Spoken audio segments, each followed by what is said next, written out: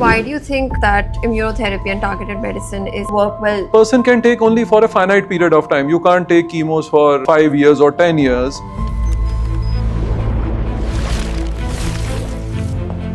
Can immunotherapy or targeted medicine cure advanced? See, cure is a very tricky word in our field, and I'll rather say a long-term control is equivalent to cure. Can immunotherapy be given to someone who is healthy, who doesn't show any symptoms? No, not right now. Currently, we have approval for only those patients who are suffering from cancer.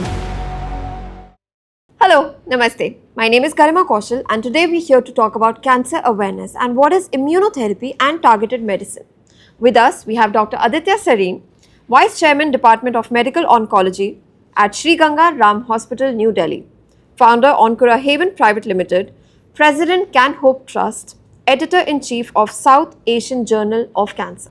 Welcome, Dr. Aditya. Thank you so much for being here with us today. I'm really looking forward to our conversation. Thank you for having me here on this platform. Thank you. So, to kick off, the first question that I want to ask you is, what is making immunotherapy and target medicine so revolutionary? Since the past so many years, there has been a taboo associated with cancer that कि अगर किसी patient को cancer है तो he is not going to survive, or it's a very bad disease.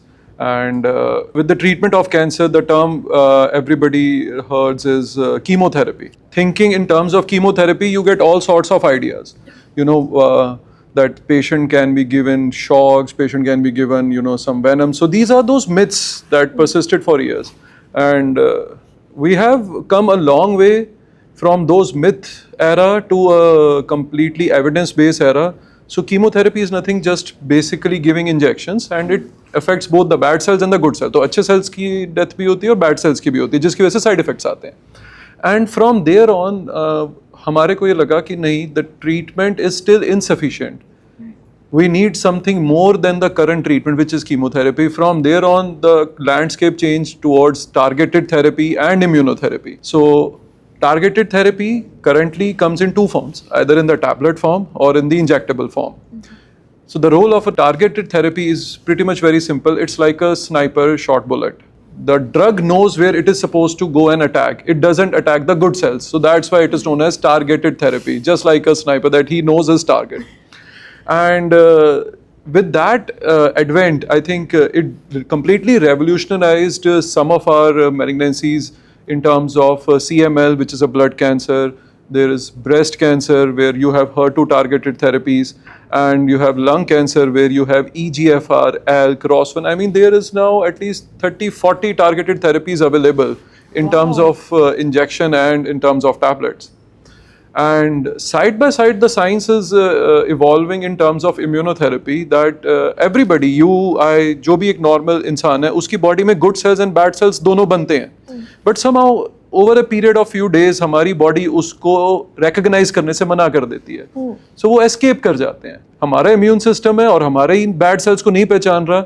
So then the work started in the direction of how can we boost our own immune system. कि इससे पहले cancer cells बने या वो propagate होए, हम उनको पहले डिस्ट्रॉय कर दें. So then came the role of immunotherapy, where we are giving injections in terms of intravenous injection, and now we have a subcutaneous injection where you give it in thigh subcutaneously. And what it does is that it primes an individual's own immune system. It boosts its own immune system and asks the immune system to go and kill the cancer cell. So it doesn't directly attack the cancer cell and it doesn't directly attack our good cells. It just primes our own immune system so that our immune system becomes better in order to tackle the bad cells before it becomes cancerous cells. That is in where cancer we are trying to stop from even becoming more and more. So that is the role of immunotherapy. But can immunotherapy be given to someone who is healthy, who doesn't show any symptoms? No, not right now. Currently, we have approval for only those patients who are suffering from cancer. Right now, immunotherapy is only working only in selected indication. It's not that every tumor will get immunotherapy, but yeah, most of the data is towards giving in almost all solid tumor cancers. The role of immunotherapy, either in the first line, second line, or third line setting, is there. But yeah, a healthy individual is not supposed to take these medicines. It has to be only and only for cancer patients alone. And are there any side effects to immunotherapy? So yeah, targeted therapy side effects, immunotherapy side effects are quite peculiar. I mean, if we start to delve down into the discussions, it will go, at lengths and lengths. So I'll just briefly tell that immunotherapy, if your immune system works more, what will happen? You will get immune-related side effects, correct? So most commonly like rash, skin rashes, and thyroid problems, fatigue, and transaminitis, liver dysfunction, GI dysfunction. So these are the most common side effects of immunotherapy. Okay. And 99% of them are totally reversible. But then again, we as oncologists, we see a lot of patients with these side effects. And some of them, like 90-95%, I think they generally recover. But few of them, they do land up some very debilitating side effects.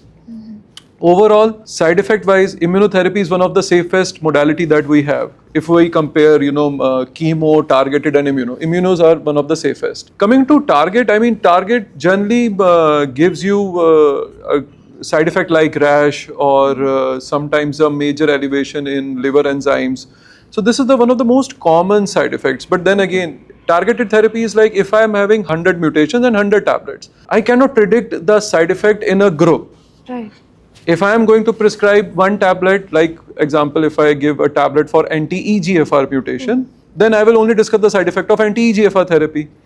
If there is a therapy by other term like ROS1, then I will discuss only with the ROS1. So the side effect of targeted therapy is completely individualistic.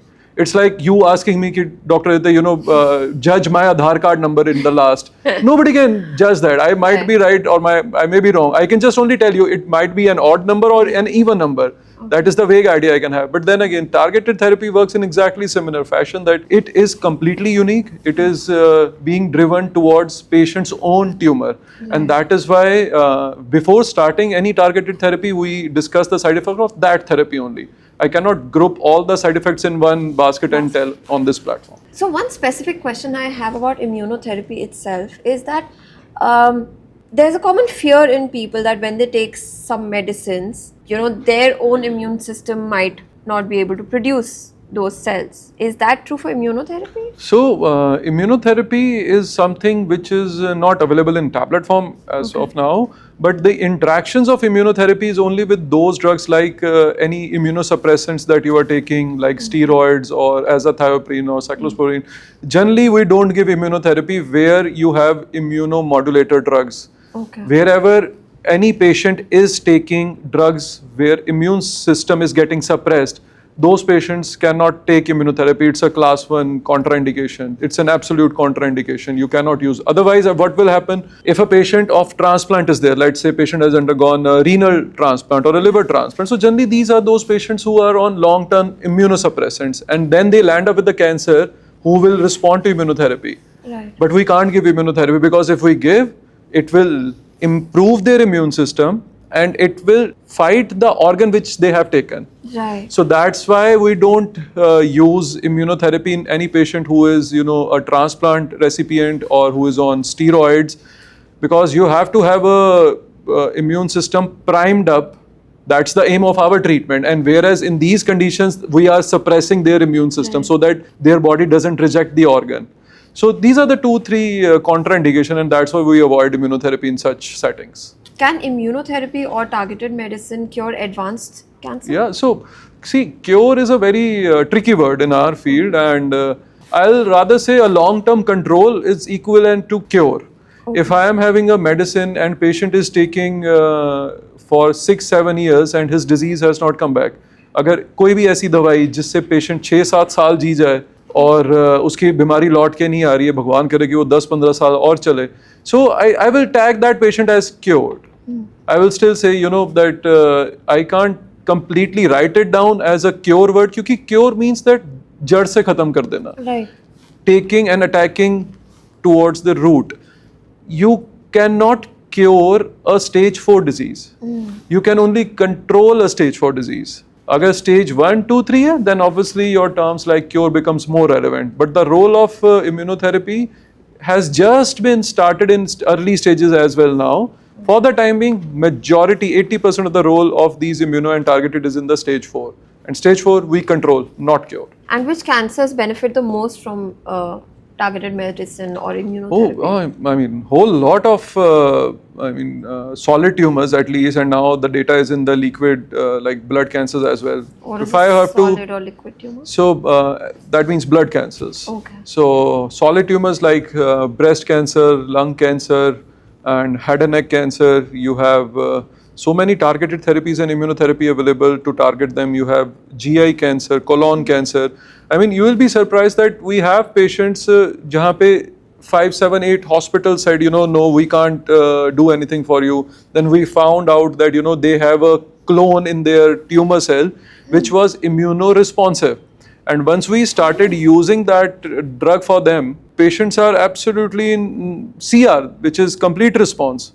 So, wow. It's the grit of a treating oncologist. How much is he or her are willing to take the battle to the next level? So you are not supposed to call it a quit till the time patient is coming and asking and seeking your help. You are supposed to help them in a way. And we have been fortunate enough, we have all sorts of patients who have benefited from these targeted and immunotherapy.